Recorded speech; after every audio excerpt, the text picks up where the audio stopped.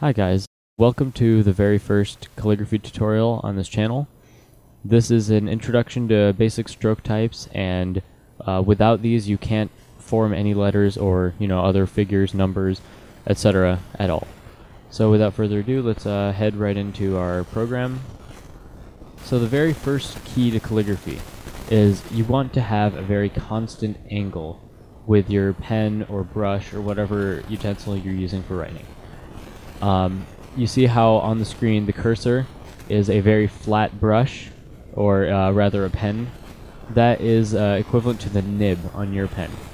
When you hold it to the paper, you want to make sure it stays entirely in contact with the paper.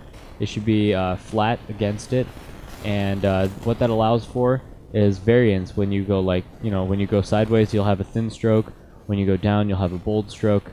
Or when you swirl, you'll have variance in different regions, as demonstrated by that little squiggle there.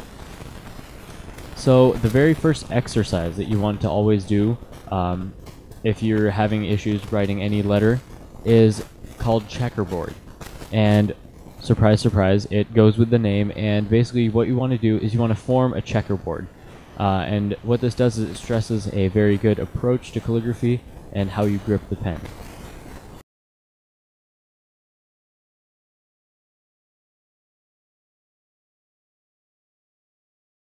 So here you have two rudimentary checkerboard patterns and then two slightly more complex ones. They're not really much more complex, they're just called more complex.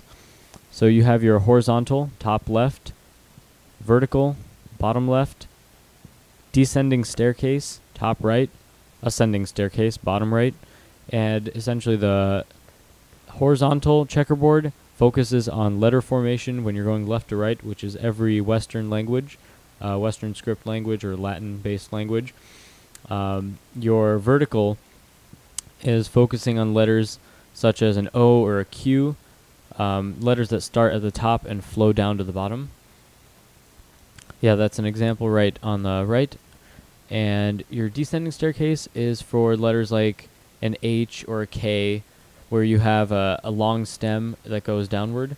And the ascending staircase is for letters such as a V, where you have to flourish and kind of bring it off at the end. So once you have these down, you can actually start to head forward into the next exercise.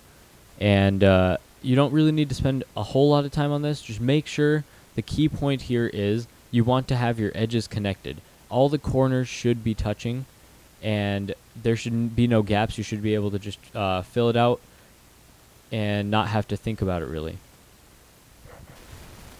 Now this next exercise, it doesn't actually have a name, but I'm going to call it squiggles because you're making exactly that. You are going to make squiggles by holding your pen instead of at a 0 degree angle.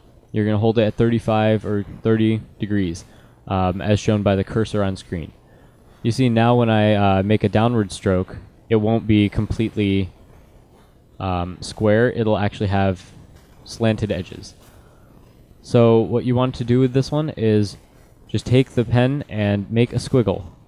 This may seem like very rudimentary, very basic kind of stroke to do, or a very basic exercise to do, rather. But it is also essential, because a lot of letters in the calligraphy alphabet are based off of this, such as the stroke beginning for an A is like that, the stroke beginning for a T, and then even a J. Anything with the little swoop on top, it's just this stroke right here. So it's imperative that you get this down right now, because once you have that very basic variance here from thin to bold back to thin, you can really get rolling with calligraphy.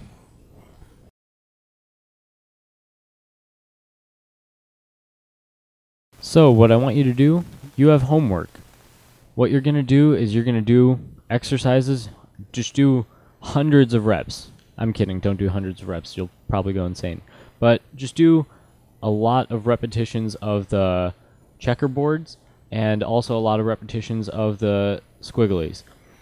So once you have those completed, take out a sheet of paper, a new one or the same one, doesn't matter, and write your name first and last, middle if you really want to, and also write a phrase or a sentence. Something that just kind of rings a bell with you, or look around for inspiration, find like something you really want to write down, and do your best to write it in italic calligraphy. Once you've completed that, you're basically done with this lesson right here, and you're ready to advance onto letter formation, basic letter formation. So that's it for this video. I do thank you for watching, and hope you come back for the next one. Stay tuned.